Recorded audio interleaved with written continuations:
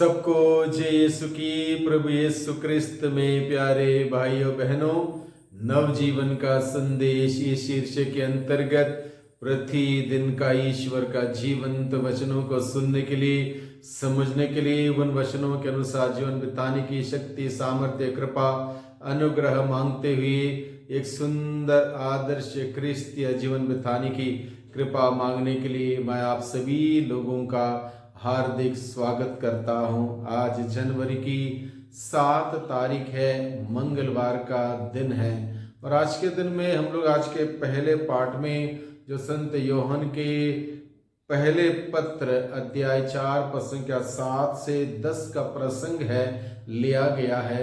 इसमें संत योहन हमें ईश्वर की परिभाषा बताता है कि ईश्वर प्रेम है।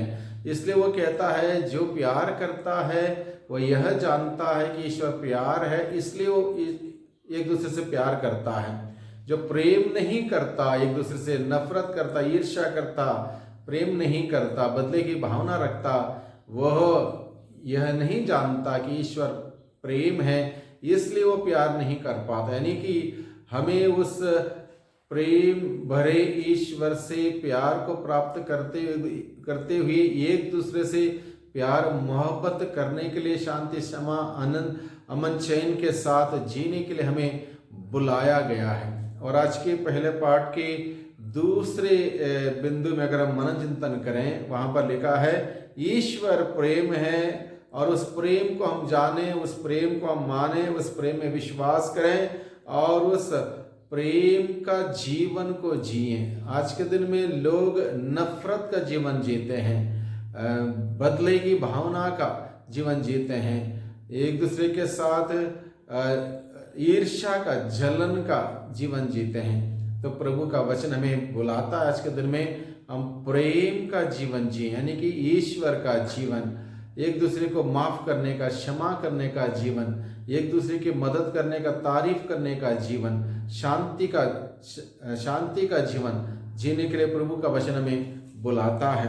और आज के सुसमाचार में हम लोग देखते हैं जो सुसमाचार मार्कुस के द्वारा रचित अध्याय 6 पद संख्या 34 से 44 का प्रसंग है। इसमें हम लोग देखते हैं प्रभु यीशु मसीह प्रचार प्रसार के सिलसिले में आगे बढ़ते हुए एक विशाल जन समूह का भेंट करते हैं, मुलाकात करते हैं और उन विशाल जन समूह को देखकर प्रभु को उन पर तरस हो आया, क्योंकि वो बिना चरवाहा की भेड़ों की तरह भूले भटके थे। उनकी देखभाल करने के लिए कोई नहीं था और ऐसे लोगों के भूख प्यास प्रभु के लिए, प्रभु के वचन के प्रति, प्रभु का जीवन प्राप्त करने के प्रति और एक सुंदर जीवन, आदर्श जीवन बिताने के प्रति उनकी जो भावनाएं थी उसको देखकर प्रभु को तरस हो आया, क्योंकि बिना चरवाहे की भेड़ों की तरह वो तितर बितर थे, उनको देख रेख करने वाला कोई नहीं था। इसलिए प्रभु ने उन्हें शिक्षित किया, प्रभु ने उन्हें वचन सुनाया। बहुत ही महत्वपूर्ण बात, प्रभु का वचन को सुनना, प्रभु से शिक्षित हो जाना। प्रभु अपने वचनों के द्वारा दिन प्रतिदिन हम सबों को शिक्षित करता है, हमें उनके मार्गों को बताता है, उसमें चलने के लिए शक्ति देता है और हमें सिखाता है कि किस प्रकार से हम प्रभु के साथ जुड़े रहते हुए प्रभु के बताए हुए मार्ग पर चल सकते हैं। इस बात को प्रभु आज के दिन में हम सबों के सम्मुख रखता है। ना केवल प्रभु ने लोगों को शिक्षित किया, शिक्षा दी, बल्कि प्रभु ने वहां पर लोगों के बीच में अद्भुत से अद्भुत कार्य किए, बड़ी बड़ी चंगाइयां प्रदान की। और ये प्रभु यीशु मसीह का सुसमाचार सुनाने का यह हिस्सा था, ना केवल वचन सुनाना बल्कि लोगों की दुर्बलताएं दूर करना, उनकी बीमारी से उनको छुटकारा देना, चंगाई देना और बहुतायत का जीवन जीने के लिए एक निमंत्रण देना।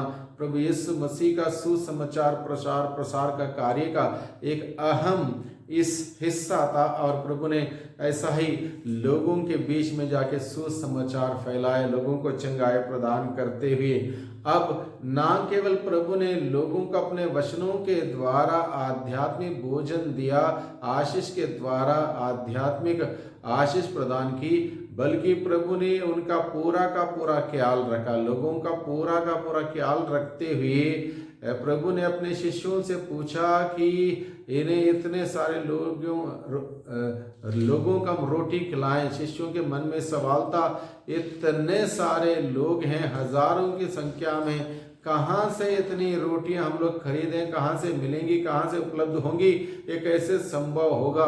तो प्रभु ने उनसे कहा कि तुम लोग इसे खिलाओ पिलाओ। और जब उन्होंने कहा कि ऐसा संभव नहीं है, इतना कहाँ से लाएं, तो प्रभु ने कहा तुम्हारे पास क्या है, पता करो, आपस में पता करो कितना क्या है।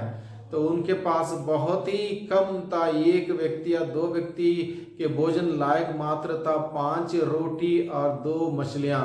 5 रोटी और 2 मछलियां हजारों की संख्या में एकत्रित लोगों के लिए कुछ भी नहीं के बराबर। वो मनुष्य के हाथ में जब तक वो 5 रोटी और 2 मछली थी, वो 5 ही रहती, 2 ही रहती, या 2 या 3 या 4 या 5 लोग तक ही खा पाते।